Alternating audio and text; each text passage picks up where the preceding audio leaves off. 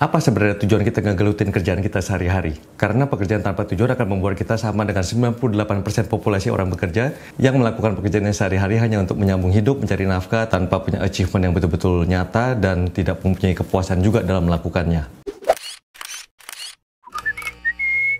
Mungkin lo udah pernah dengar mengenai kisah legendaris dari tentara intelijen Jepang pada Perang Dunia Kedua bernama Hiroo Onoda di Pulau Lubang di Filipina. Kisah Onoda juga muncul di buku Mark Manson, The Subtle Art of Not Giving a Fuck, yang juga difilmkan di Netflix baru-baru ini.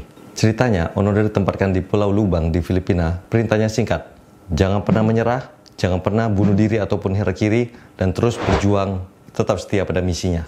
Nggak lama setelah Onoda ditempatkan di sana, Jepang kepukul mundur, dan nggak sampai setahun kemudian, Jepang akhirnya menyerah kalah perang tahun 1945 setelah Nagasaki dan Hiroshima dibom. Gak lama setelah itu, ribuan leaflet ditebarkan dari pesawat terbang untuk menyatakan bahwa Jepang sebenarnya sudah kalah perang. Tetapi, Onoda yang melihat leaflet tersebut merasa bahwa itu hanya merupakan tipu daya dari tentara sekutu untuk memancing dia keluar, sehingga dia terus melakukan perang gerilya. Singkat cerita, Onoda bersama kawanannya terus melakukan perang gerilya, padahal perang sudah usai. Akhirnya beberapa tahun kemudian, Kekaisaran Jepang mengirimkan adiknya. Tetapi Onoda kembali merasa bahwa ini adalah tipu mulut silat belaka dan tidak mempercayainya sama sekali.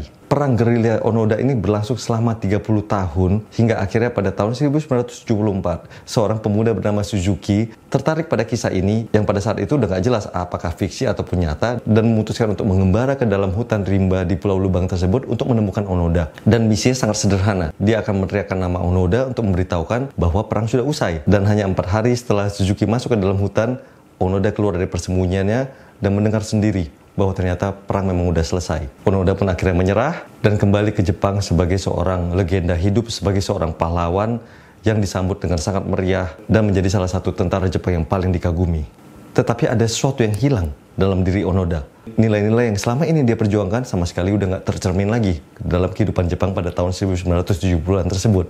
Onoda pun merasa hampa, merasa kehilangan tujuan. Hanya dalam waktu 1-2 tahun setelah dia kembali ke Jepang, ia pun akhirnya memutuskan untuk pindah ke Brazil dan meneruskan hidupnya di sana.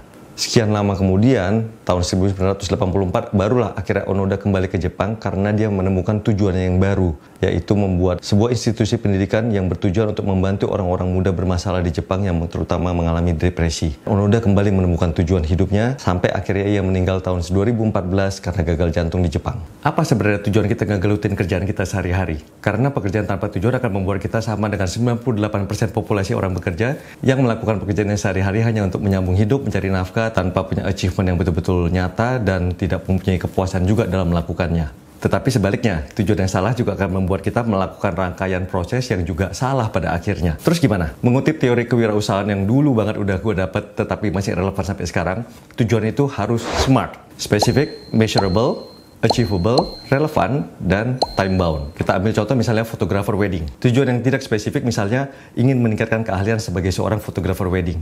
Tujuan yang lebih spesifik dan lebih baik misalnya ingin meningkatkan kemampuan untuk mengambil momen-momen yang emosional dalam pemotretannya. Atau misalnya sebagai fotografer yang ahli untuk foto black and white. Atau misalnya ahlinya itu untuk motret para pasangan di alam terbuka. Itu lebih bagus. Yang kedua, tujuan atau goal kita itu harus measurable atau bisa diukur. Contoh yang tidak terukur adalah ingin meningkatkan jumlah klien. Nah, yang terukur misalnya ingin menambah 20% dari jumlah klien dari tahun lalu. Atau misalnya mempunyai klien di 5 negara yang tahun lalunya hanya ada di 1 negara. Yang ketiga, harus achievable, dapat diraih. Contoh yang ngadi-ngadi misalnya ingin menjadi fotografer terkenal dalam waktu 1 bulan. Ada sih yang beken dalam 1 bulan, dalam 1 hari juga ada, tapi ya 1 hari ataupun 1 bulan setelahnya nggak beken lagi. Nah, tujuan yang achievable misalnya mempunyai portfolio baru dari setidaknya 15-20 klien dalam 1 tahun.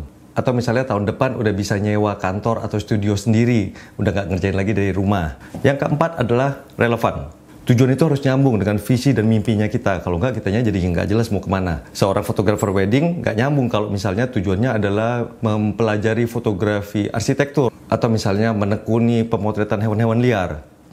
Yang lebih relevan misalnya meningkatkan keterampilan dan kepekaan kita dalam mengantisipasi momen-momen romantis yang kerap dilakukan oleh pasangan yang menikah, tetapi biasanya momennya itu cepat banget, padahal kalau fotonya dapat, hasilnya biasanya bagus banget. Yang kelima, tujuan itu harus time bound, ada batas waktunya. Jadi jangan punya tujuan ingin meningkatkan keterampilan kita sepanjang waktu. Atau misalnya gue pengen menjadi fotografer yang lebih baik. Akan lebih benar misalnya gue mau nyelesain kursus fotografi advance online dalam 3 bulan ini. Atau misalnya dalam tahun ini gue mau memotret paling nggak 3 pernikahan public figure supaya portfolionya tambah keren. Jangan terlalu takut juga pada saat mencoba membuat goal atau tujuan kita. Kalau salah kan juga bisa kita revisi, bisa kita bikin yang baru lagi. Karena percaya setiap orang termasuk gue, kita semua pasti dalam hidup berulang kali membuat tujuan yang rasanya kurang pas, sehingga akhirnya berasa tujuannya kayaknya nggak oke, nggak cocok. Dan kita juga boleh banget mempunyai beberapa tujuan dalam waktu yang bersamaan. Kenapa enggak? So ingat, dalam membuat tujuan, be smart. Semoga membantu kawan.